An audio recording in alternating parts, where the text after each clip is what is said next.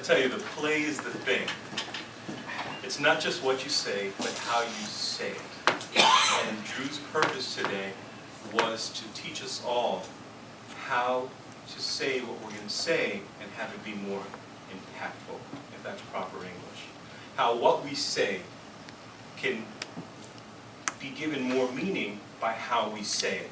And he began right into the speech. He said, we're going to talk about the components of vocal variety and how these can add meaning to your speech, how they can make your speaking more effectively. And he was right in there like a good New York City deli sandwich. It's all meat. This is what we're going to do, and he went right into his very first example where he was speaking in the voice of Hamlet. There was no bread there, he just went right into that. And I thought that was actually pretty interesting because he wasted little time in giving us an example. This is what we're going to do, and this is how you should do it. Education, then the second example, a little education, and he went right into his conclusion. In doing this, he demonstrated one of the key components of vocal variety, and that's making sure that what we say is heard. Drew, I commend you for your excellent projection. Not only did his words connect with his audience, because we could hear it, how often are you saying to the person next to you, what exactly did that person say? Because you can't even hear over the laughter, or you can't hear over the applause.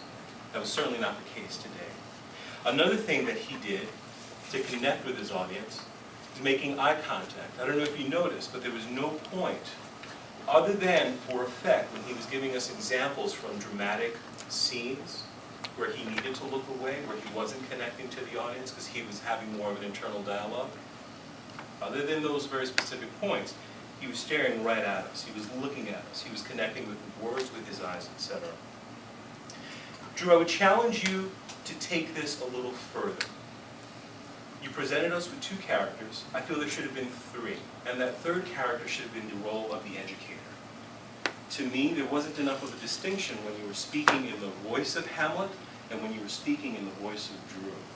I almost had to remember the times that I had seen the performance of Hamlet to say, oh wait, no, that's not part of what Shakespeare wrote. This is what Drew is adding for educational effect. And that carried through a couple of times where in the middle of your reenactment of that scene, you would drop into educator role. And if you were paying attention, you caught it. But if not, you could have thought that it was just a continuation of that scene.